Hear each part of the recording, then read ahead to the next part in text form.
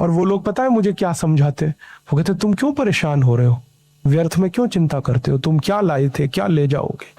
वो तो मुझे इतनी बड़ी फिलॉसफी समझाते हैं, जो हो रहा है अच्छा हो रहा है, आगे होगा और भी अच्छा होगा, तुम व्यर्थ क्यों चिंता करते हो, तुम क्या लाए थे क्या ले जाओगे, लगो ना लूटने में तुम भी। हाँ, बहुत बड़ी फिलॉसफी समझाते, और श्री कृष्ण का नाम लेके समझाते कि देखो हम नहीं कह रहे, भगवान श्री कृष्ण ने कहा है, भगवत गीता में कहा है, क्यों व्यर्थ परेशान होते हो, क्यों चिंता करते हो, क्या लाए थे क्या ले जाओगे, लुट रहा है लुटने दो, आगे लुटेगा और भी लुट अच्छा होगा।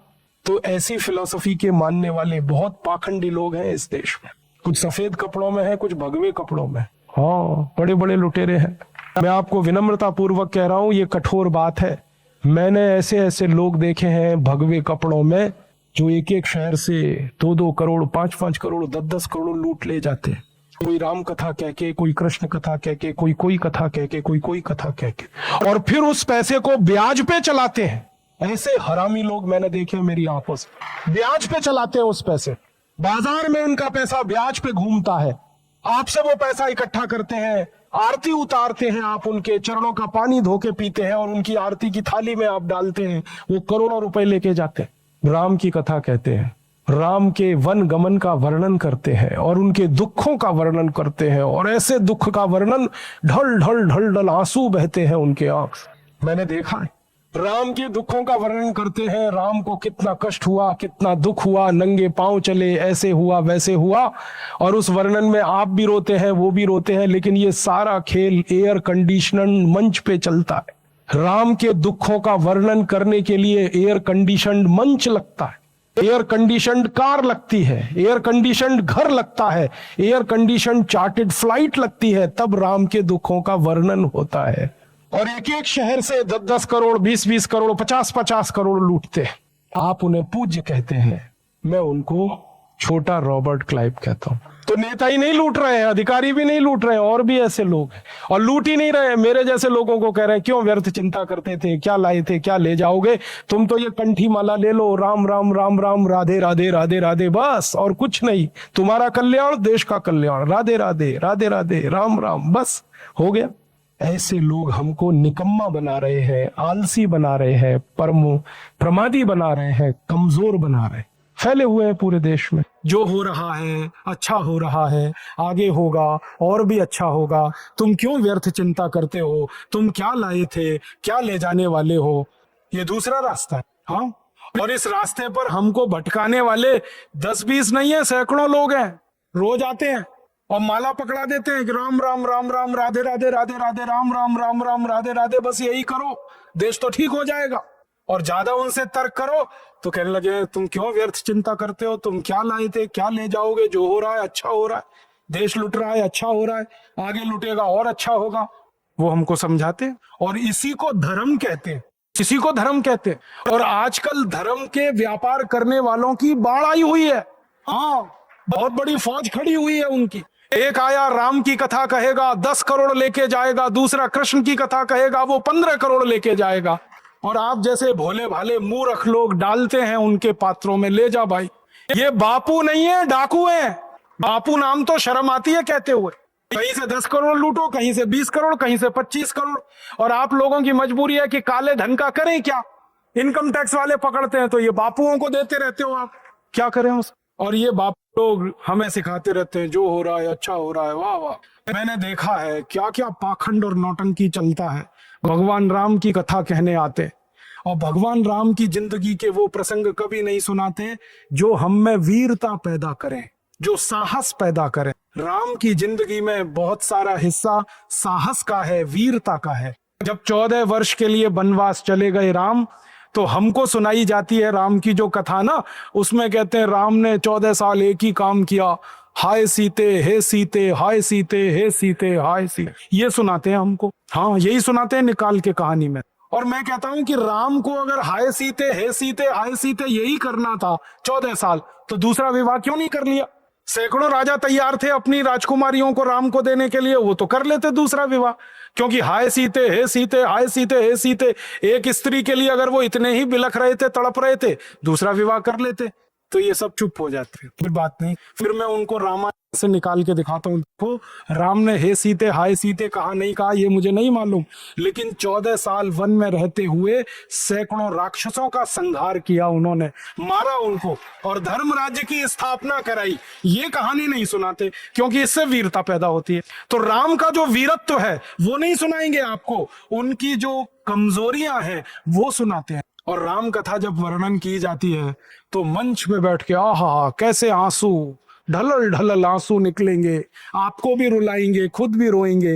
किस बात के लिए? ओ राम को वन गमन में इतना कष्ट हो रहा है, वन में इतनी तकलीफें हो रही हैं, तो राम की तकलीफों का वर्णन कर रहे हैं, आंसू आ रहे हैं, और ये सारा वर्णन एयर कंडीशनड मंच पर बैठकर होता है। अपने को तकलीफ नहीं होनी चाहिए, राम की तकलीफों का वर्णन। एयर कंडीशन मंच चाहिए, एयर कंडीशन घर चाहिए रहने के लिए, एयर कंडीशन कार चाहिए और चार्टेड प्लेन चाहिए आने और जाने के लिए, तब राम की कथा सुनाई जाएगी। जो राम जिंदगी भर पैदल चलते रहे, जिन्होंने अपना रथ भी छोड़ दिया था अयोध्या से निकलते समय, वो राम ने जिंदगी भर पैदल चल के काम किया और यहाँ एयर कंडीशन कारों में घूम घूम कर, चार्टेड प्लेन में घूम घूम कर राम की कथा सुनाते हैं। वो कथा वथा नहीं है, वो उद्योग है, व्यापार है बिना टैक्स का।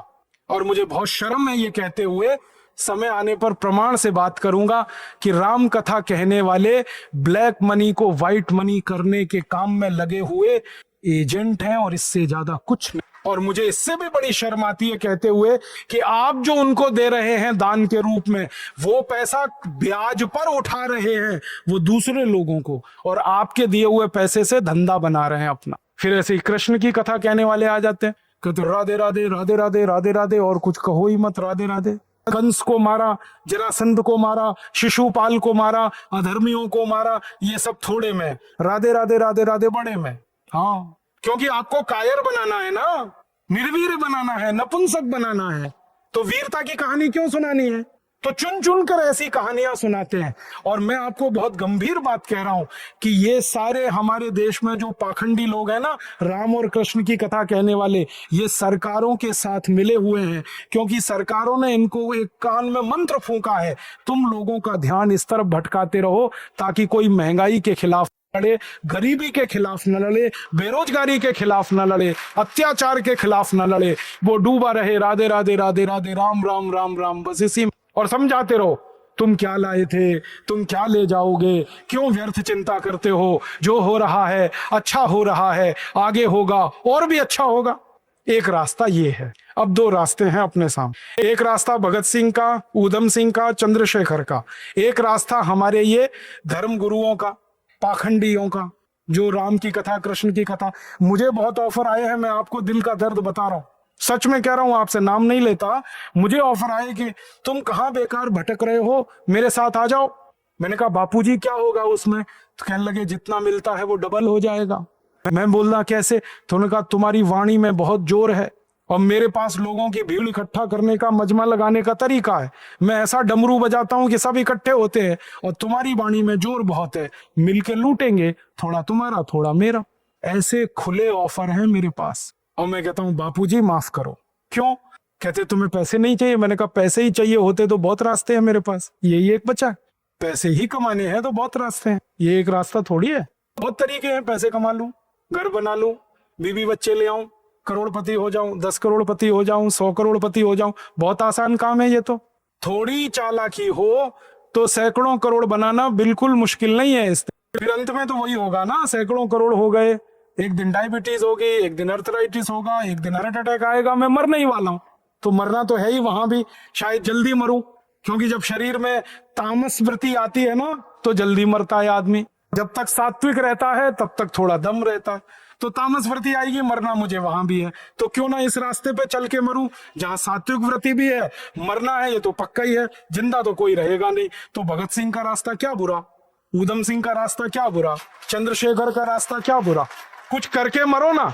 मरेंगे ये सब भी, साधु संत पाखंडी, राम की कथा सुनाते सुनाते हार्ट अटैक आएगा, मरेंगे वो भी। डायबिटीज सबको हो रखी है, मैंने देखा है नजदीक से जाके, सब इंसुलिन लगाते हैं, खाते हैं गोलियां। अपनी डायबिटीज नहीं मिटा पाते, दूसरों को उपदेश देते फिरते। ब्लड प्रेशर सबको बढ़ा हुआ है, क्योंकि ये जो काला धन है ना, इसका हिसाब किताब करने में बीपी ही बढ़ने वाला है। सब बीपी की गोलियां खाते हैं, सब डायबिटीज के लिए शिकार है, तो दूसरों को उपदेश देंगे तो मैं भी लग जाऊं, वो एक रास्ता है। एक रास्ता भगत सिंह, उधम सिंह, चंद्रशेखर का भी है। मौत तो दोनों में ही आने वाली है, बस अंतर इतना है, एक मौत ऐसी आएगी जिसको देश और समाज जिंदगी भर याद रखेगा, और एक मौत ऐसी आएगी कोई पूछेगा नहीं। तो हमने तो चुन लिया है दूसरा रास्ता, भगत सिंह वाला, ऊधम सिंह, और तय कर लिया है कि जैसे भगत सिंह, ऊधम सिंह, चंद्रशेखर ने गोरे अंग्रेजों को भगाया, वैसे ही हम आज के इन काले अंग्रेजों को मार भगाएंगे इस देश में।